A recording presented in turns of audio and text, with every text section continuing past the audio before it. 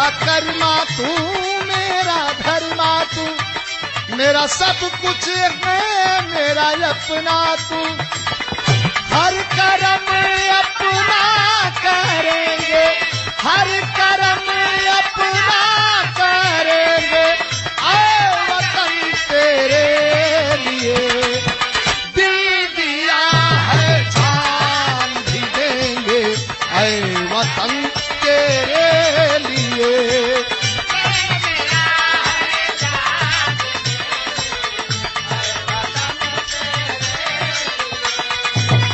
हम जिएंगे और मरेंगे, आए वतन तेरे लिए दिल दिया है जान भी देंगे, आए वतन तेरे लिए।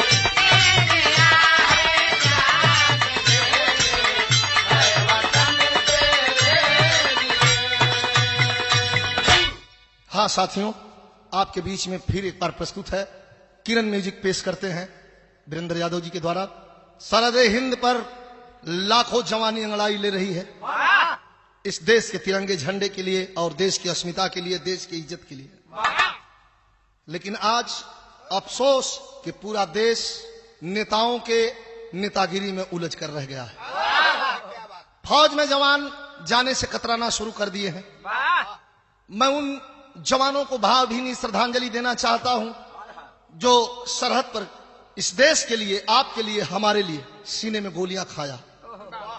तो भाव है, जरा गौर करेंगे। अभी अभी बिहार के 4 नौजवान बॉर्डर पर मचलती हुई जवानी लेकर के सरहद हिंद की हिफाजत करने वाले सिपाही शहीद हो गए। बड़ा छोटा शब्द है, सुनने में बड़ा अजीब सा लग रहा होगा कि शहीद हो गए।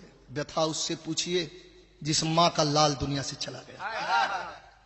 दुख उससे पूछिए जो भरी जवानी में विधवा हो गई। दुख उससे पूछिए जिसका 4 साल का बेटा अपने बाप को मुखाग्नि देता है। आखिर क्यों और कब तक हम ये झेलते रहेंगे, बर्दाश्त करते रहेंगे? हद हो गई है। हिंदुस्तान का रहने वाला हर नागरिक तैयार है। अगर हमें मौका मिल जाए तो हम दुश्मनों की ईंट से ईंट बजा देंगे। लेकिन नेताओं की नेतागिरी में पूरा देश उलझ कर रह गया है। भाव है, जरा गौर करेंगे।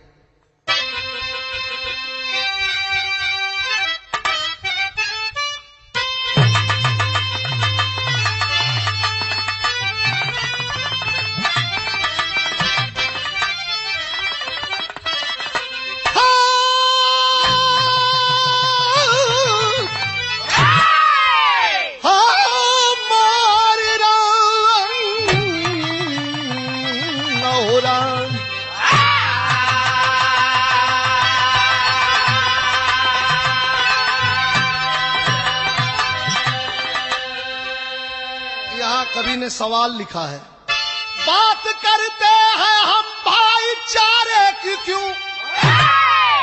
आजादी के 60 वर्षों से हम भाईचारे की ही बात तो करते आ रहे हैं, लेकिन यह पड़ोसी देश है कि मानता नहीं। बार बार हमारे छाती में खंजर चुभाता है। तो कवि लिखते हैं, बात करते हैं हम भाईचारे की क्यों? उनकी नीयत हमेशा भटकती दिखे। मित्रता का सबब हम सिखाते उन्हें। उनकी तलवार हम पर लटकती दिखे। राम जी भी विनय सिंधु की थी कि ये प्रभु मनाए उसे अपनी औकात से। यह तो सदियों से चलता रहेगा। लात का आदमी ना झुके बात से।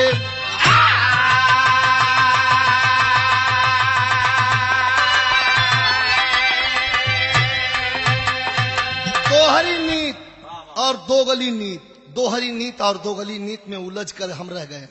हमारे एक बार आर पार धरती पुत्र मुलायम सिंह यादव ने अपना स्टेटमेंट दिया था, माननीय नेताजी ने स्टेटमेंट दिया था कि आखिर हम क्यों इतना बर्दाश्त करते हैं। जब देश ही नहीं रहेगा तो ये संसद भवन, विधान भवन, विधानसभा ये रहकर क्या करेगा और नेता रहकर क्या करेंगे?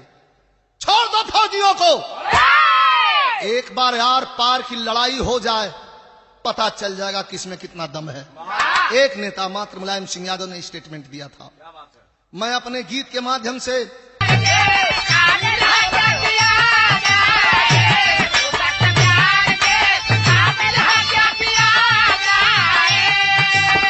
अरे वो शख्स प्यार के काबिल के किया जाए, लेकिन वही तो मेरा, अरे वही तो मेरा, वही तो मेरा, हाँ वही तो मेरा, अरे कातिल है क्या किया जाए।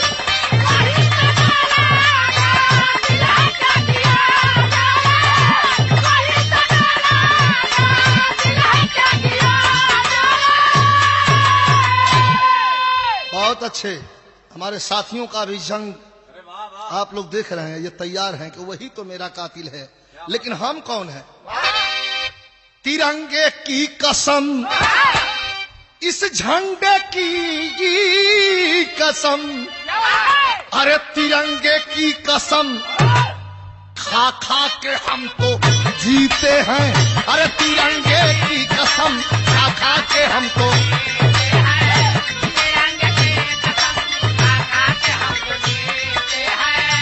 तिरंगे की कसम खा खा के हम तो जीते हैं।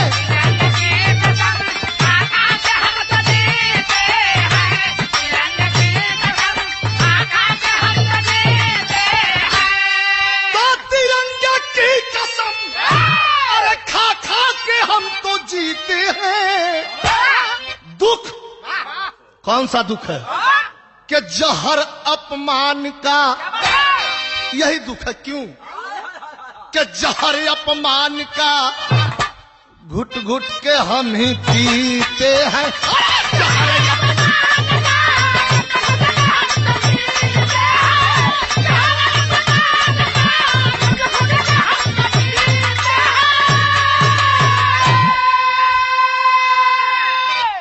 ये देखिए किरण म्यूजिक के डायरेक्टर और हमारे साथी भाई वीरेंद्र जी और अनूप गुप्ता जी, आप लोगों का बड़ा सहयोग रहा है आपके बीच में इन गीतों को प्रस्तुत करने के लिए, ढूंढ कर खोज कर, और सबसे बड़ा सहयोग तो हमारे छोटे भाई हरिहर जी का। कैमरा फेस किया जाए भाई, ये राम भक्त हनुमान है, ये हमें लेके स्टूडियो तक आते हैं और आप लोगों के बीच में कुछ गाने का मौका दे देते हैं। और हमारे बीच में उपस्थित अंतर्राष्ट्रीय पहलवान अखाड़ा गया से पट्टा मनोहर पहलवान, बिरहा के बड़े ही प्रेमी और हमारे शुभचिंतक हमर दयाद भी, आपका बड़ा सहयोग रहा है, आप सभी साथियों का सहयोग रहा है जो सुन रहे हैं। हम बहुत बहुत हार्दिक बधाई देते हैं, शुभकामना देते हैं कि आप निरंतर लगे रहें और हमारी शुभकामना आपके साथ है। बहुत बहुत धन्यवाद। बहुत रुपए का पुरस्कार आप लोगों ने दिया, ये पुष्पहार दिया, यह प्यार है, स्नेह है, क्योंकि प्यार से बड़ा इस दुनिया में कुछ नहीं है। सब भैया के बहुत बहुत प्रणाम। हरिहर जी पकड़िए। अच्छा, कभी सवाल करते हैं कि हम कितने फौलादी, हम कितने हैं फौलादी, जब जुर्म सदा सहते हैं, लेकर के शेर का सीना बंदर की तरह रहते हैं। अफसोस है, दुख है कि हम कितने फौलादी हैं। याद करो, याद करो वो कुर्बानी जिन्होंने खड़ा होकर के फांसी के फंदे को चूम करके और तिरंगे झंडे को सलूट करके फांसी पर चढ़ा था। क्या हो रहा है ये? आर पार हो जाए, 5 वर्ष देश पीछे चल जाएगा और क्या, हम संभाल लेंगे। यहाँ का गरीब मजदूर किसान हर आदमी चाहता है। क्षमा चाहूंगा, लेकिन इशारा जरूर है हमारा, और विजयलाल यादव अपनी बात कहने से कभी पीछे नहीं हटता। भाव है कवि का क्या कि हम कितने हैं फौलादी, जो जुर्म सदा सहते हैं, लेकर के शेर का सीना बंदर की तरह रहते हैं। कारगिल में मिला था देखो, कारगिल में मिला क्या देखो, घर घर में आई लाशें, घुसपैठ से पहले क्यों ना हम जगह ले लेके सांसें। लेकिन एक तरफ है पाकिस्तानी, इशारा है, एक तरफ है पाकिस्तानी, एक तरफ चीन ललकारे, एक तरफ है पाकिस्तानी, एक तरफ चीन ललकारे, जो जब चाहे वो मारे, हम लेते केवल डकारे। उनको एक और दुख है, हम फांसी पर लटकाए, किसको? हम फांसी पर लटकाए, वह कसाब था हत्यारा, हम फांसी पर लटकाए, वह कसाब था हत्यारा, उस गुस्से में उन्होंने मेरे साथ जीत को मारा। अभी हाल हाल में देखो सरहद में दुश्मन आया, अभी हाल हाल में देखो सरहद में दुश्मन आया, सरकार के लेके भागा, न अभी तलक लौट आया।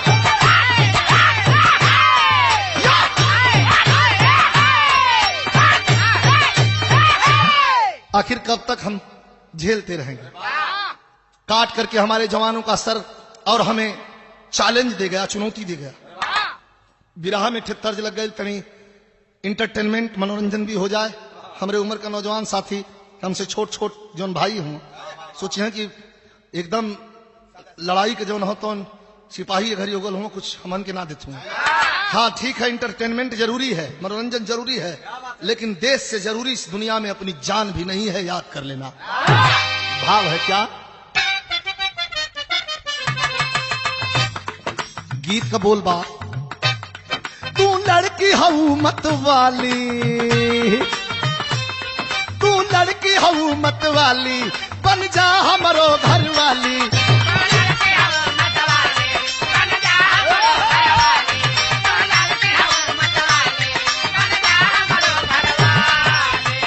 अरे लाली होठवा के चूमे द कहीं नसरिया, लाली होठवा के चूमे द कहीं नसरिया, आवा न ओढ़ा दयापन कुसुमी चुनरिया, आवा न ओढ़ा दयापन कुसुमी चुनरिया, चोलिया के खोल द बटा ए रानी हो, चोलिया के खोल द बटा।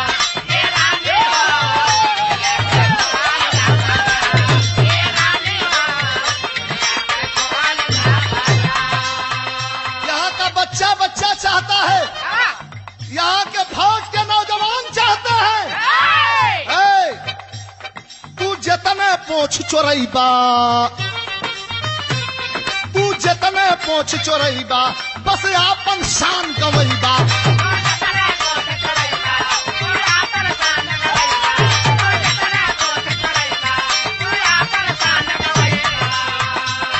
ईट से ईट बजावेला हमारी हिंदुस्तान,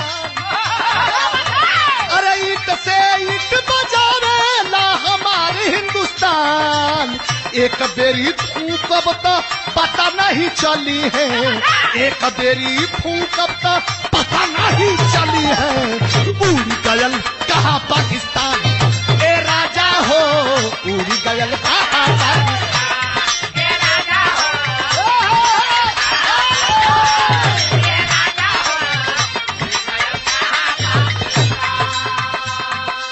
ये हमारे फौजी जवानों का जज्बा है, देश के जवानों का जज्बा है। मोर हिंदुस्तान नाही केहू के सतावेला, केहू के ना सतावेला,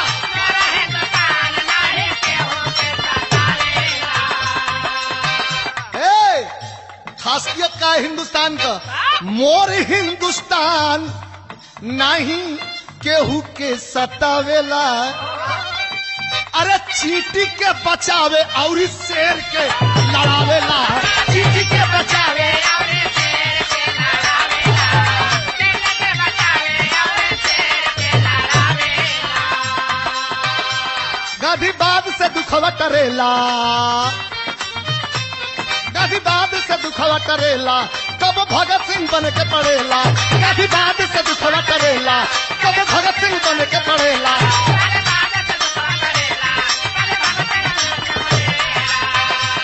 मनवा दुश्मन का बढ़ल बा, उठाना सीना तान, हो मनवा दुश्मन का बढ़ल बा, उठाना सीना तान, एक बेर फूकब तो पता नहीं चली है, कहाँ फेंकायल पाकिस्तान, ए राजा हो कहाँ फेंकायल पाकिस्तान, ए राजा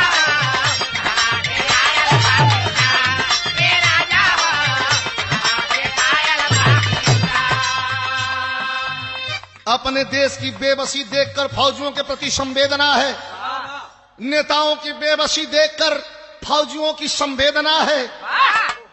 व्यक्त करते हुए कहना पड़ रहा है कवि को कि अब हम क्या करें। लेकिन बिरहा में तर्ज बड़ा बेजोड़ लगल। इ तर्ज बा आजकल नया नया लड़का लड़की पढ़ दे कह आई लव यू। और आई लव यू कब ले जब ले नहीं खे भइल आई गव यू। आई गव यू कह के कर ब्रेकअप। साला क्या है? प्रेम तो ईश्वर का प्रतिबिंब है, परछाई।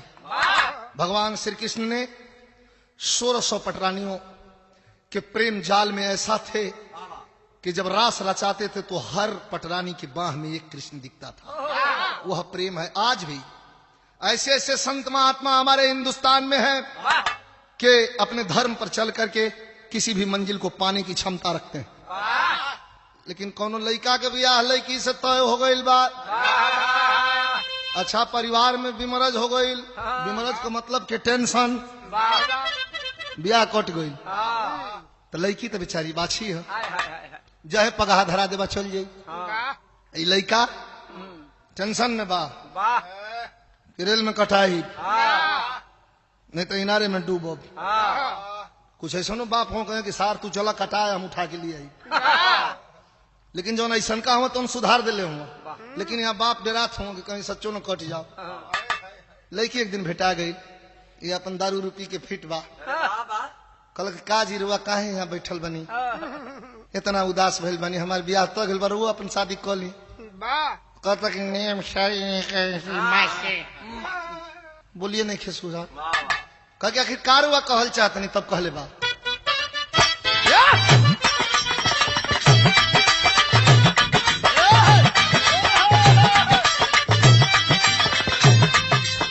गोरिया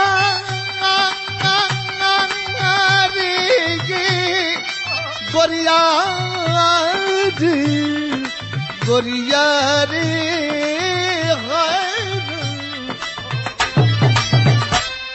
अरे जा जा, अरे जा जा, अरे जा जा धोखा कैलू प्यार में।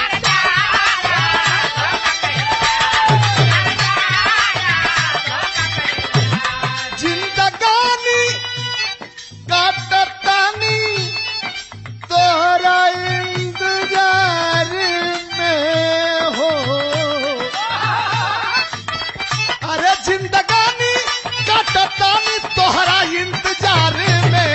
अरे जा जा, अरे जा।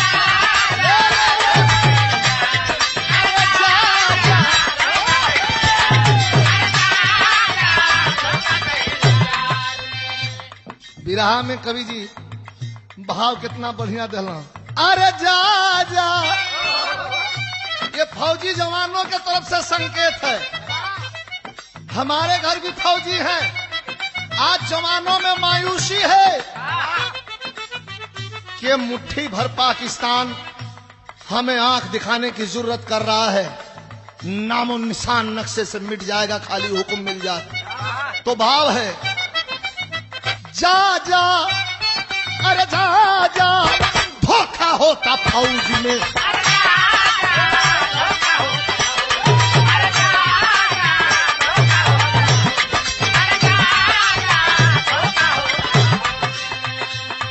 अरे जा जा धोखा होता फौज से।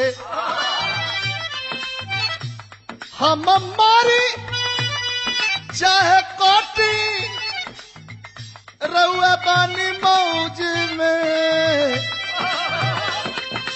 कहा इशारा बस सोचब सब है। इधर बड़ी बड़ी बात कुर्सी पर बैठ के करता सब दिल्ली में कि हम मारी चाहे कोटी रउआ पानी मौज से। अरे जा जा धोखा होता फौज से। जा जा धोखा होता फौज से।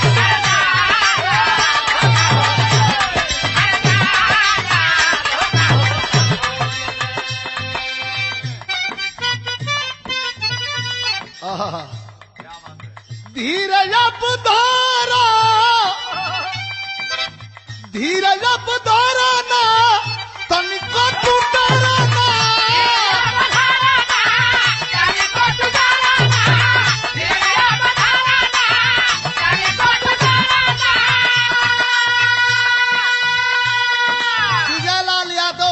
से पार्टी के ओर से अपने बिरहा के माध्यम से इशारा है।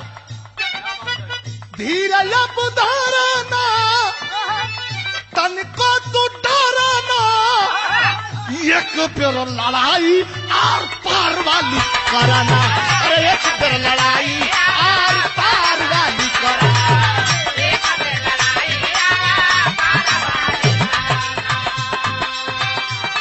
जनिकारा ललकार खाली गाली गलौज में हो, अरे जनिकारा ललकार खाली गाली गलौज से, अरे चाचा धोखा भइल फौज से।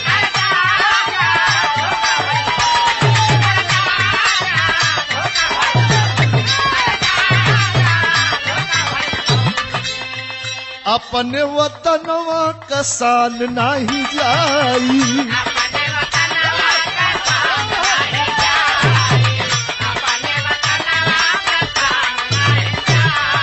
अरे सीमा पे हमरो प्राण भली जाई, सीमा पे हमरो प्राण भल जाई, अपने वतनवा कसान नहीं जाई।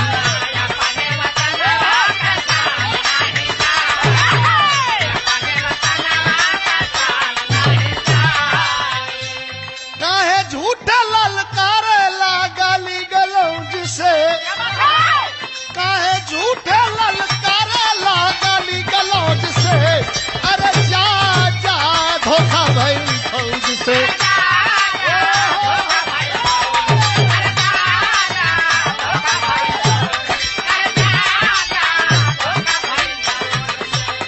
बिरहा में तरज बदल गई। ये जवानों की ओर से चेतावनी है।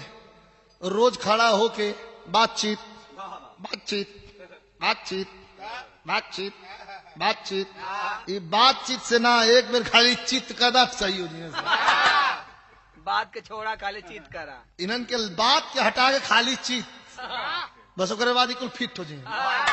ये सारे रक्त बीज हों, जितने मरबा उतने जो हम तैयार हों। एक साल के भीतर कितने आतंकवादी घुसपैठ करने की कोशिश किए, 360 और 360 मारे गए। फौज के जवान कितने शहीद हुए, इस साल के भीतर का ब्यौरा है। 82 जवान शहीद हुए। ये ब्यौरा आपको और कोई नहीं दे सकता। ये लिखने और सुनने वाली बात नहीं है ना, ये आता है। हमारे घर भी फौजी हैं। हम देश को सजग करना चाहते हैं। आप सोचते होंगे खाली गवैया है, ये तो अपना गा के खाली हो गया। नहीं, गवैया बाद में हूं, लड़वैया पहले हूं। दुश्मनों के छाती पर झंडा गाड़ने का वक्त आएगा, सबसे पहली कतार में बिजलाल यादव खड़ा होगा। बिरहा में भाव कवि जी लिखला तनी, अब यहाँ हमरे वो हताद वाली लग गई। सास गई लिहाटिया ननद पुरवटिया, बसुरा सुतलो मचोन पे, हम बिकाई गईली कबीरा।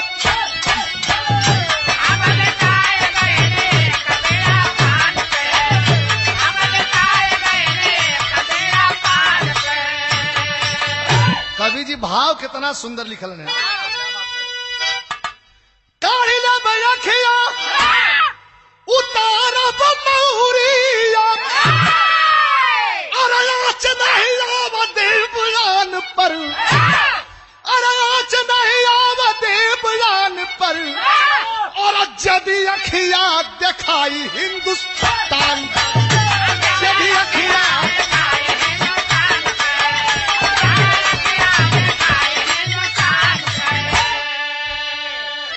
ये भाव किनका है कि बिहार रेजिमेंट से विजय कुमार जवान हो,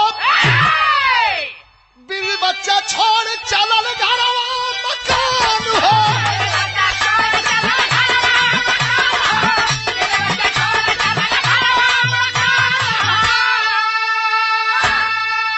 ये कदर यादास जब पहुंच फौजी झंडा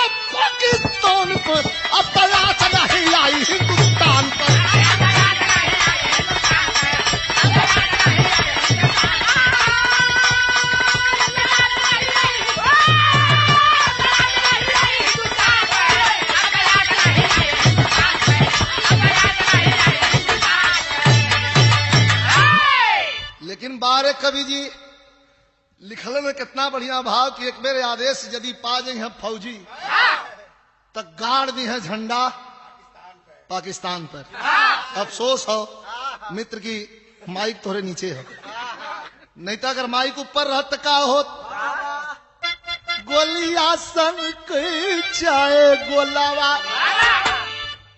अरे गोलिया सन चाहे गोलावा, पनिया बरसया पत्थरवा पहरू पहरा पर खड़ा है।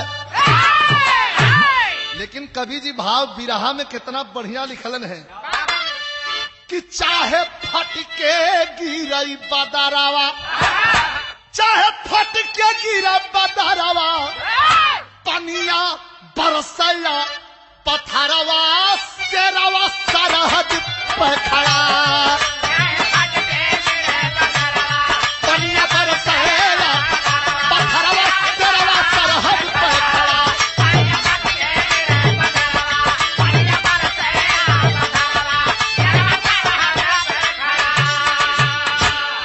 बारे कवि जी, कवि का कहना हो का 5 अगस्त के झमाझम खूब बरसत रहल सवनवा, अब तब न गर्दन घुमा के तकलन, अब वही यूनिट के वर जमुनो।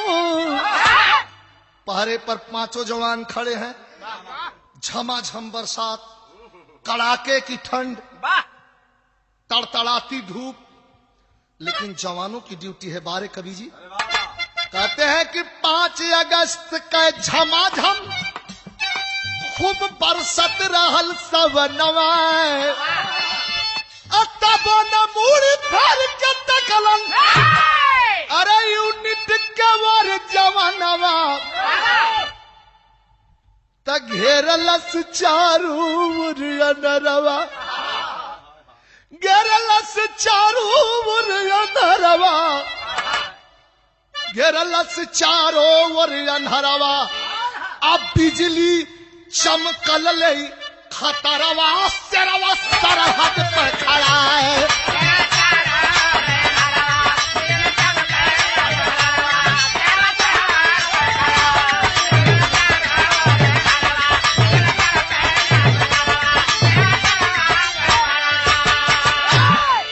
कौन कौन जवान पहरे पर उस दिन खड़े हैं?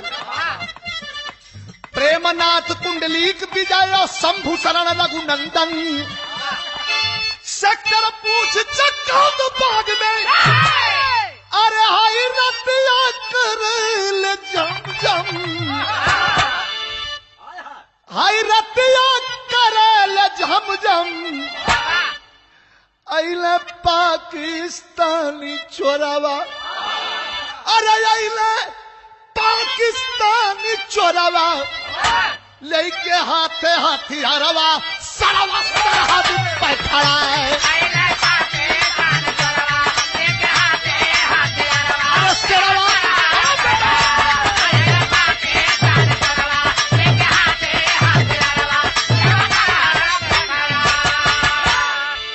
कवि का भाव है, किसकी मजाल है जो छेड़ दे दिलेर को, किसकी मजाल है जो छेड़ दे दिलेर को, अरे गर्दिश में काट लेते हैं कुत्ते भी शेर को।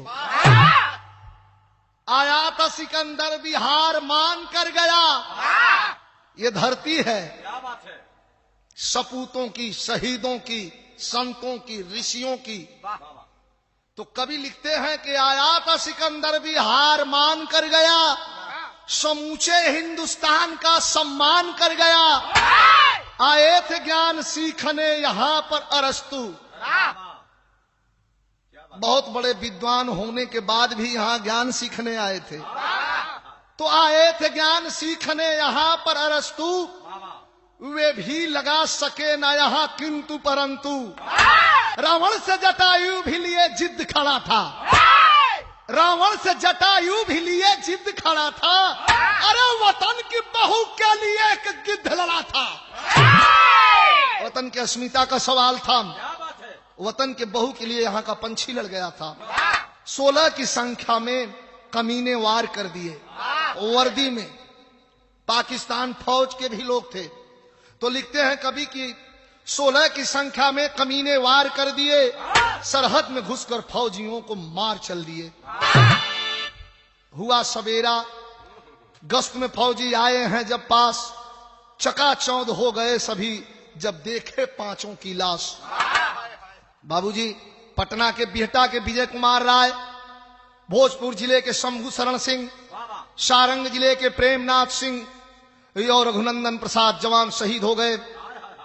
विजय कुमार हाल ही में छुट्टी काटकर जुलाई में ही सीमा पर गए थे।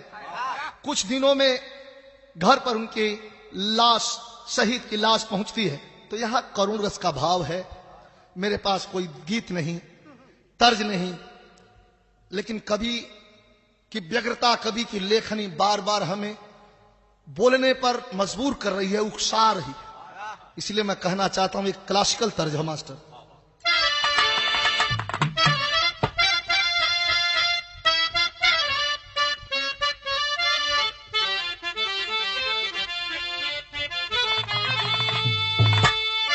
गीत बाकी सावन भादों के जैसे नैना,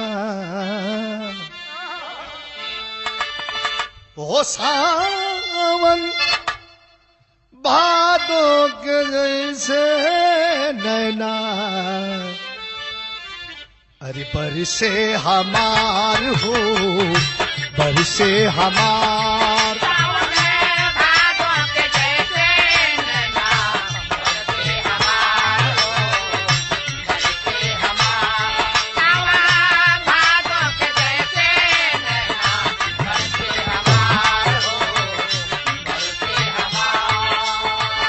सालेला फगुनवा समरिया, सालेला फगुनवा समरिया, बानी बेकरार हो, सावन भादों के जैसे नैना, बरसे हमार हो, बरसे हमार।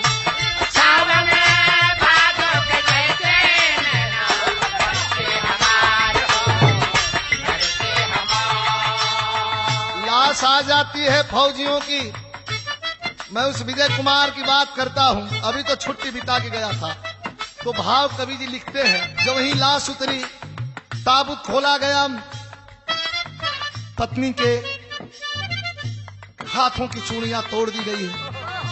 करीब जब पहुंची नई नवेली दुल्हन, ए सैया सैया,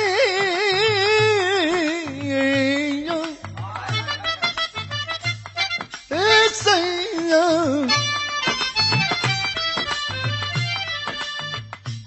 ओ भैला सपना देखा के सपना, ओ भैला सपना देखा के सपना, सजना हमारो, सजना हमार। भैला सपना देखा के सपना, सजना हमारो, सजना हमार।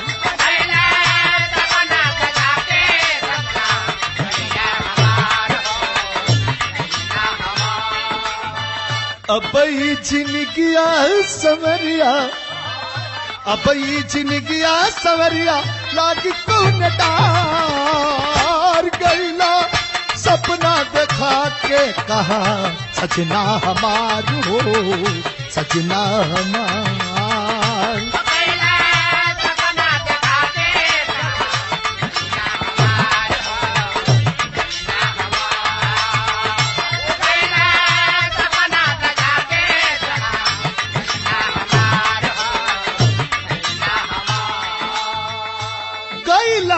कहला हमसे, गैला तक कहला हमसे, हंसी हंसी बतिया, कैसे निहार कुमिलाइल सूरतिया,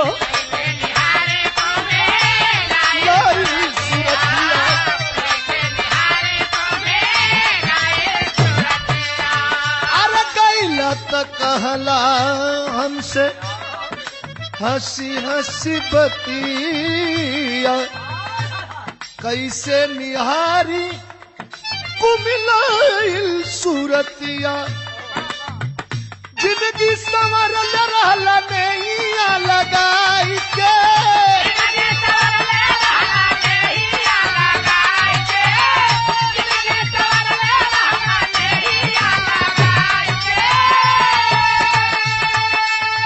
जात बड़ा कान हमसे बहिया छोड़ाई के हूँ बहिया छोड़ा के एक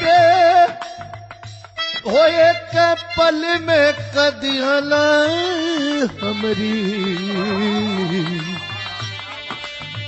हो एक पल में कदिहला हमरी दुनिया अनहार हो दुनिया अनहार एक पल में कदिहला हमरी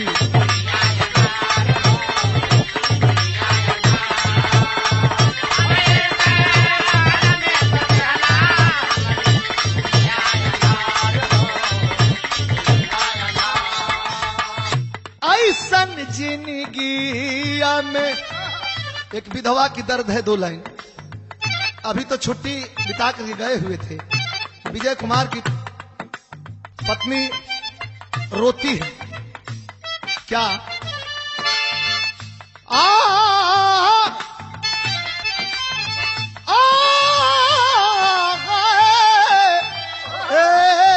सैया सैया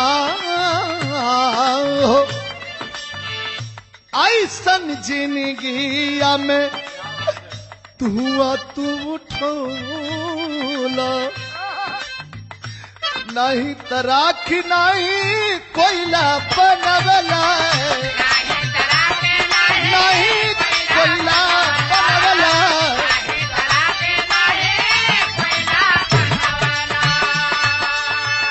यहाँ से गईला टाइट वर्दी तू बांध के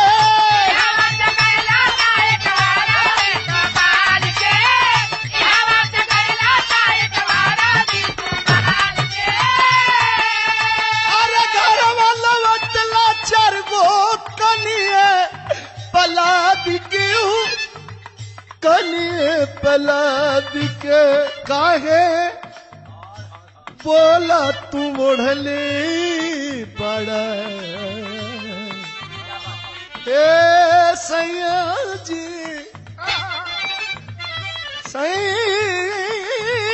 सैया जी काहे बोला तू ओढ़ले बड़ा उजर वो हार सैया उजर वो हार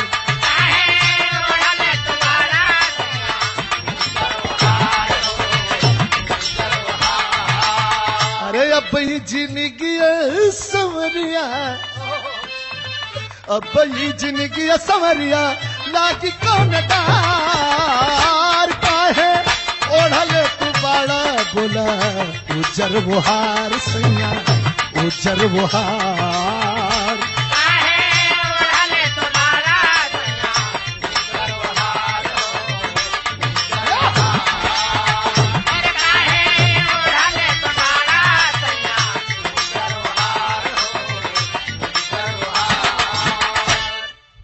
यह तो दर्द है कितना बयां किया जाए कितना कहा जाए लेकिन कवि का कहना है मास्टर कि से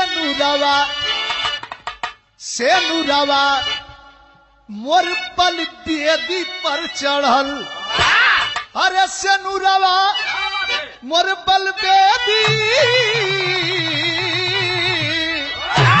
हो से नुरावा मोर पल बेदी पर चढ़ल बचवाया नाथ बैला घर आंगन अंधारावा रे अंधारावा रे अंधारावा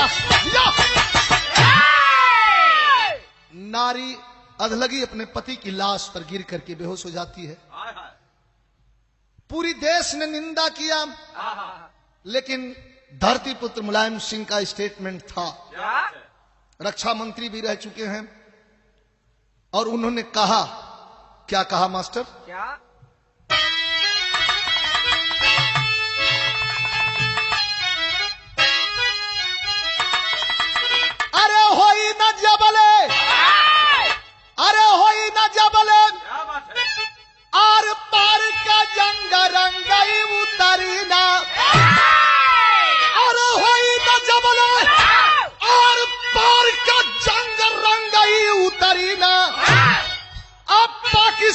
का बदली नाही ढंग रंगई उतरी ना।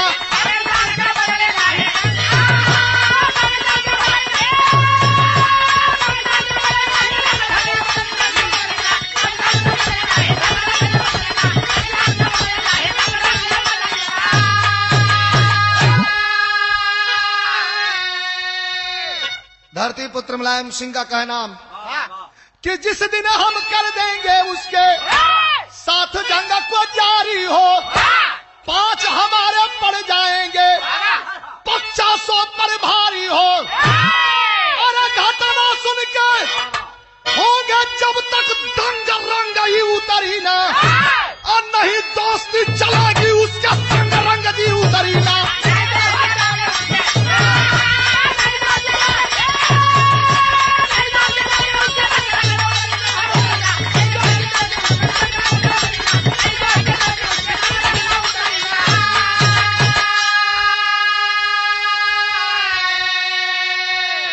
माननीय नेताजी का कहना है कि घटना सुन के जब तक हम दंग होते रहेंगे तब तक उसका रंग नहीं उतरेगा।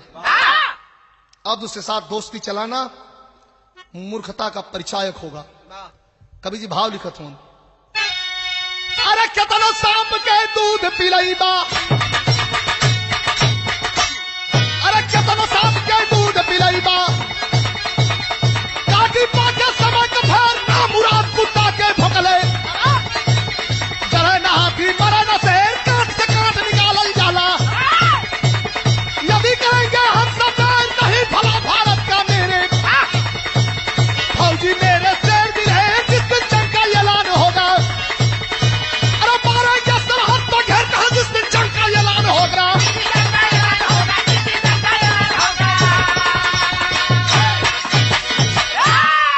मारेंगे सरहद पर घेर जिस दिन जंग का ऐलान होगा।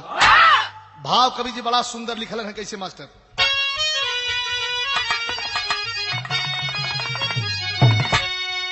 हाय हाय हाय हाय, कवि का भाव बा। अरे यहाँ जो सालत बा करे जवैने बतिया,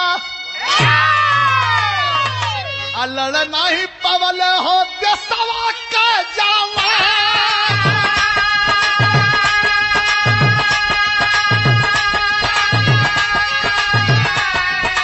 अरे चोरनी अरे घुस के पापी आई न मुदैया, अब पिछवा सवार कई के हला दादा।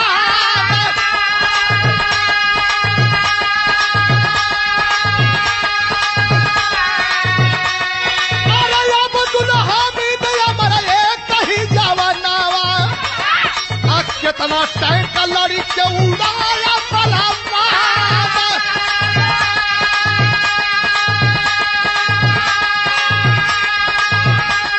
अरे बाबू पीरा कुंवर कई हमारा धरतिया, आई अंग्रेजों से लड़ा लड़ाई के नसीना।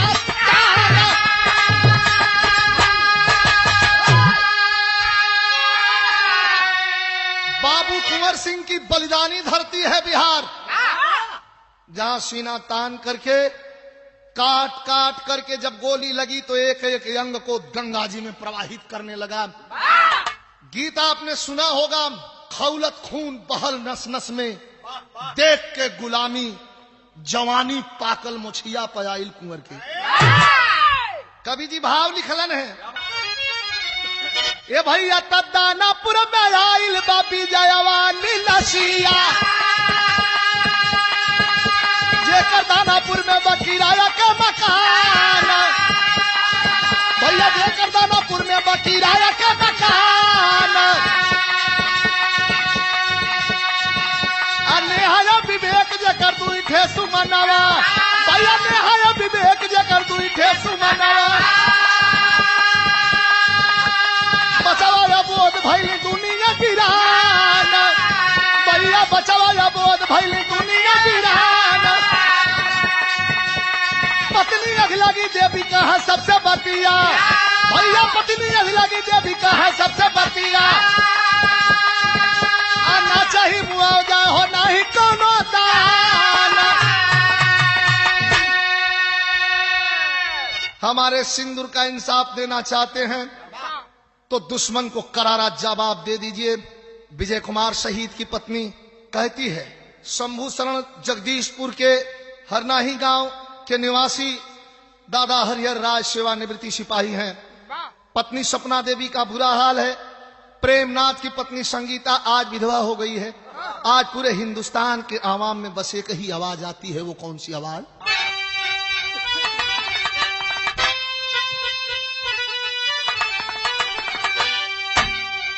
अपील है, अरे हर शहीद के विधवा को न्याय चाहिए, दया चल बिछा के मानस सिंदूर का इंसाफ चाहिए।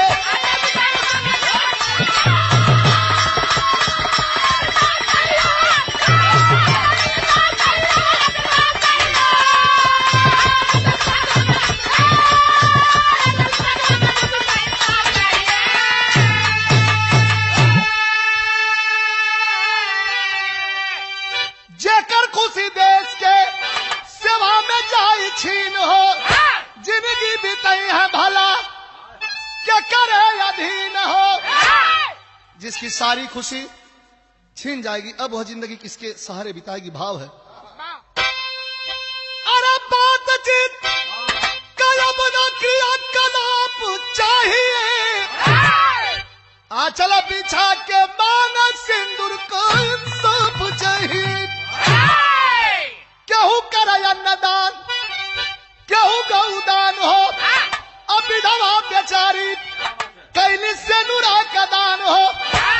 दुश्मन खातिर सजा कभी ना माफ चाहिए, आंचल बिछा के माना सिंदूर का इंसाफ चाहिए।